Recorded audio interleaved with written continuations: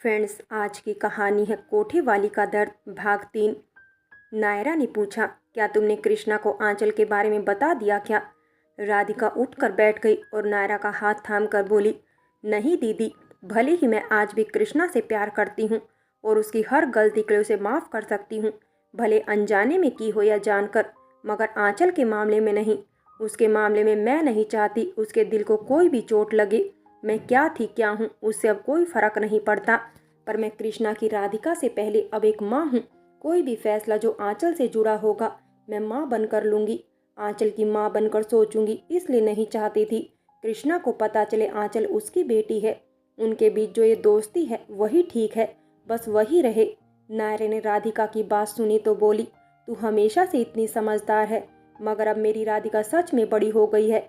मुझे जो भी फिक्र थी या जो आई थी कृष्णा और आंचल की नज़दीकी देखकर, उससे अब मैं मुक्त हो गई हूँ। मेरी राधिका सब संभाल लेगी। राधिका ने ये सब सुनकर कहा, आपकी राधिका सब संभाल लेगी, पर राधिका को तो आपको ही संभालना होगा।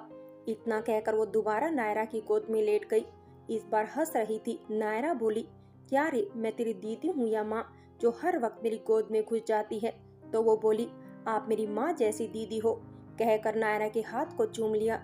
नायरा ने भी उसका हाथ पकड़ लिया और चूम लिया। तो खुश रहे बस, तेरी इस दीदी की बस यही तमन्ना है। राधिका, सोच समझ कर आगे बढ़ना मेरी बहना। राधिका ने कहा, हाँ दीदी, और अगर गलती की हो तो आप हो ना समझा देना, न समझी तो दो लगा देना। नायरा बोली, अच्छा जी, फिर आंचल को जवाब कौन देगा? वो तो बोलेगी बड़ी माँ को डांटती भी हो। इतना कहकर दोनों साथ हंसने लगे। फिर नायरा ने कहा, अच्छा, कुछ पता चला कृष्णा के साथ ये सब क्या हुआ? वो तो इतना अमीर था, कोट से कम कभी नहीं पहनता था और अब मामूली स्कूल और कुर्ता। राधिका ने कहा, न दीदी, अब मैं सोच रही हूँ कैसे पता करूँ, जाकर मिल ले उसे और जो सवाल है तेरे दिमाग में उनके जवाब पाले। नायरा ने कहा।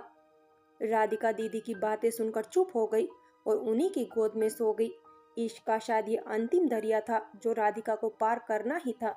उसके उस छोर पर उसकी जिंदगी खड़ी थी, क्योंकि अब तक जो जी रही थी वो उसके लिए एक जिंदा लाश के जैसे गुजरी थी। एक बेटी, वो भी पिता से महरूम, उसके बहुत से सवाल के वो जवाब नहीं दे पाती थी। वो इंसान जो उसकी बेटी का पिता कहलाता था, उसके बारे में वो जानती ही कितना थी जो बताती।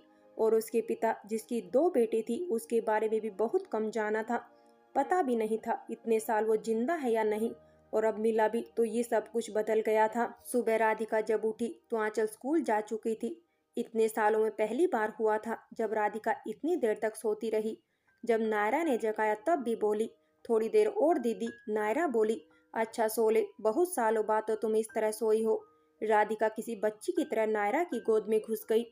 नायरा ने उसके बालों को समेटा जो उसके चेहरे पर आ गए थे और उसे छेड़ते हुए बोली, क्या बात है, मेरी बिटिया पर इश्क का रंग खूब चढ़ा है, आज तो बहुत खूबसूरत लग रही है। राधिका थोड़ा मुस्कुराकर और शर्माकर बोली, क्या दीदी आप भी बस।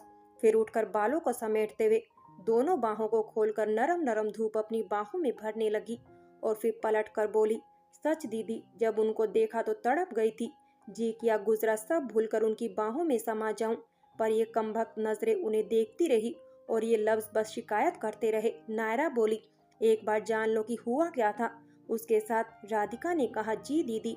उसके बाद नायरा अपने काम निपटाने लगी। राधिका ने कृष्णा का नंबर मिलाया। इत्तेफाक से कृष्णा ने उठा लिया और वो जल्दी से बोला, स्कूल में हूँ, 3 बजे के बाद जहाँ कहोगी वहाँ मिलूंगा, मुझे मैसेज कर देना बस। राधिका ने कुछ सोचा और फिर एक बच्चों के पार्क का नाम मैसेज कर दिया। 3 बजे तक का वक्त राधिका पर बहुत भारी गुजरा। काम इतना होते हुए भी उसने कोई काम न किया, सब कल पर टाल दिया। घड़ी ने 3:15 बजाए। वो आंचल को स्कूल लेने गई और वहीं से कृष्णा और आंचल के साथ पार्क में पहुंची। आंचल तो खेलने में व्यस्त हो गई, नायरा जो थी उसके साथ में। दोनों पास पड़ी बेंच पर दूर दूर बैठ गए। थोड़ी देर इधर उधर की बातें हुई। फिर राधिका ने पूछा, ये सब कैसे हुआ और क्यों? आप तो इतने बड़े बिजनेसमैन थे और अब स्कूल टीचर कैसे? कृष्णा ने कहा, हम दोनों के हालात बदल गए हैं। खैर, तुम सुनना चाहती हो तो बताता हूँ। तुम्हें याद है उस दिन मैं तुम्हें किस हालत में मिला था? तुमने मेरी जान बचाई, इतनी सेवा और प्यार दिया कि मेरे जैसा बिगड़ा हुआ इंसान सुधर गया और तुमसे प्यार करने लगा। राधिका ये सुनकर चौंकी तो वो बोला, चौंको मत, शांत होकर सुनो। तुमसे प्यार करता था और चाहता था तुम्हें उस नर्क से निकाल लूं। उस वक्त मुझे लगता था पैसे से सब मुमकिन है। पिता की सारी दौलत का मालिक जो था, इस वजह से बिगड़ गया था। शराब और कबाब, रात को डिस्को, ये सब आम था मेरे लिए। मगर ये भी सच है, लड़कियों को बला मानता था और सर की आफत भी। इसलिए उनके नजदीक जाना तो दूर की बात, उनकी बेइज्जती कर देता था और उनसे बात करना भी शोभा न देता था मुझे। दुनिया पैरों की जूती पर रखता। इसी में मैं बाकी और चीजों से अनजान रहा। एक दिन पता लगा दौलत के चक्कर में पापा के पार्टनर ने उनको जान से मार दिया। जानकर इतना गुस्सा आया कि मैं उनके घर बिना कुछ सोचे समझे जो सबूत हाथ में आए थे उन्हें लेकर चला गया। उन्होंने अपने कुछ गुंडों से उसी वक्त मेरी पिटाई करवा दी और जब मैं बेहोश हो गया तो वो सारे सबूत मिटा दिया और मुझे बीच सड़क पर फेंकवा दिया, जिससे कोई गाड़ी आए और मुझे खत्म कर दे। मगर तुमने उस दिन मेरी जान बचा ली। जब वापस अपने घर गया तो पता चला सिर्फ 20 दिन में सब बर्बाद हो चुका था। पिताजी के पार्टनर ने सब हड़प लिया और ये साबित कर दिया कि पिताजी ने सारा कर्जा लिया था, जिसके कारण कोर्ट ने सब हड़प लिया। उसके बाद बहुत भटका, किसी तरह नौकरी की। पढ़ा लिखा तो था ही, तो बच्चों को पढ़ाने लगा और फिर टीचर बन गया, सरकारी स्कूल में पढ़ाने लगा। पर दिमाग में दो बातें घूमती थी, तुम्हें वहां से निकालना है और पिताजी के गुनहगार को सजा दिलानी है। ये सब तुमको बताना चाहता था, पर तुम्हारी उस मोटी ने मुझे तुमसे मिलने भी नहीं दिया। वो जानती थी मैं बर्बाद हो गया हूँ। राधिका को आज लगा कि इस तरह उस औरत ने उसी के साथ खेला था। कृष्णा आगे बोला, फिर किसी तरह सबूत जुटाए और मिलने की कोशिश जारी रखी, मगर उसने कह दिया तुम दूसरे शहर चली गई और जगह का नाम नहीं बताया।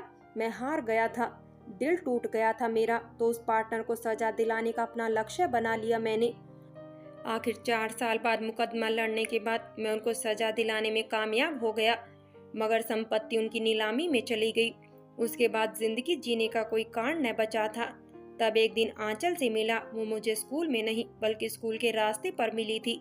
उसकी बस खराब हुई तो वो लोग पुल पर थे और पुल के नीचे में जान देने जा रहा था और आंचल ने देख लिया और शोर मचा दिया। मैंने छलांग लगा दी मगर बचा लिया गया।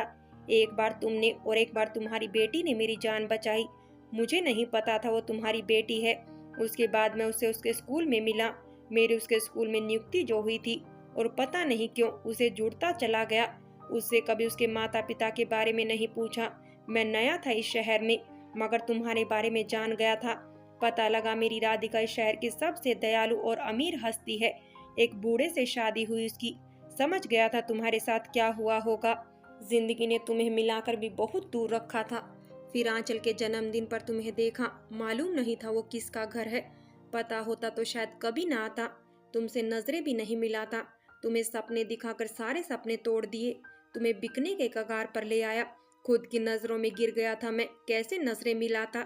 मगर किस्मत में जो लिखा होता है वो होता ही है। और देखो आज बहुत हिम्मत करके तुम्हारे सामने बैठा हूँ, ये सब सुना रहा हूँ। इतना कहकर उसने राधिका की तरफ देखा। राधिका की आंखें ये सब सुनकर बरस रही थी। कृष्णा ने कहा, मत बहाओ राधिका मेरे जैसे के लिए आंसू। जानती हो अब तो उम्र भी नहीं है मेरे पास तुम्हें देने के लिए। अपनी अंतिम सांसें गिन रहा हूँ मैं। ये सुनकर राधिका बोली, ये क्या कह रहे हो? उसने इतनी जोर से कहा कि नायरा और आंचल भी उधर आ गए और सब उन्हें देखने लगे। वो शांत हुई तो आंचल से बोला, कुछ न हुआ बेटे, कीड़ा देखकर तुम्हारी माँ डर गई थी, आप इसे ले जाइए। फिर राधिका को देखा और बोला, शांत हो जाओ, बैठो राधिका। वो जब बैठ गई तो बोलने लगा, शराब पीता था तो दोनों किडनी खराब हो गई और साथ में खून का कैंसर भी हो गया। बहुत देर बाद पता चला, तब तक मेरी अंतिम स्टेज आ गई थी। सिर्फ 1 महीना है राधिका मेरे पास में, उसके बाद इस दुनिया से चला जाऊंगा। इतना कहकर चुप हो गया। राधिका ने जब ये सब सुना तो दौड़कर घर वापस चली गई। नायरा को फोन कर कहा कि आंचल को ले आए। जब नायरा ने पूछा तो उसने सब सच बता दिया और बोली वो कृष्णा को कुछ नहीं होने देगी। और उसने देश विदेश के हर डॉक्टर को कृष्णा को दिखाया, उसकी रिपोर्ट्स दिखाई, मगर हर जगह से बस इनकार मिला। कृष्णा ने समझाने की उसे बहुत कोशिश की पर वो नहीं मानी। एक दिन कृष्णा बोला, मत करो ये सब, तुम आंचल के लिए जियो, मैं बीता हुआ कल हूँ तुम्हारा और आंचल आने वाला कल। तो राधिका एकदम से बोल पड़ी, उसका कल भी तुमसे है, बेटी है वो तुम्हारी। कृष्णा को ये सुनकर झटका सा लगा। कुछ देर बिल्कुल चुप रहा, फिर राधिका का हाथ पकड़ा और बोला, एक वादा करो मुझसे आज राधिका, अगर तुमने मुझसे जरा सा भी प्यार किया है तो तुम ये सच्चाई आंचल को कभी नहीं बताओगी। राधिका कहो हाँ और उसका हाथ अपने सर पर रख दिया और बोला, तुम्हें तुम्हारे प्यार का वास्ता। राधिका कृष्णा के सीने से लग गई और थोड़ी देर उसके सीने से लगकर रोती रही।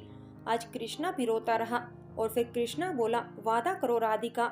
राधिका ने रोते हुए वादा किया और फिर वो मुस्कुराया और फिर बोला, राधिका मैं तुमसे बहुत प्यार करता हूँ। इतना कहकर उसका चेहरा हाथों में लिया और उसका माथा चूमा और उसे गले से लगाया और अंतिम सांस ली, उसकी बाहों में झूल गया। राधिका ये देख पत्थर सी हो गई। थोड़ी देर उसे बुत की तरह देखती रही, फिर उसे आराम से लिटाया और तभी नायरा का फोन आया।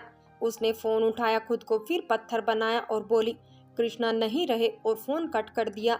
फिर अपने सचिव को फोन किया और कृष्णा की लाश के अंतिम संस्कार करने के लिए इंतजाम करने को कहा और उसके घर से तेज कदमों से निकल पड़ी। अभी जिंदगी की परीक्षाएं बाकी थी।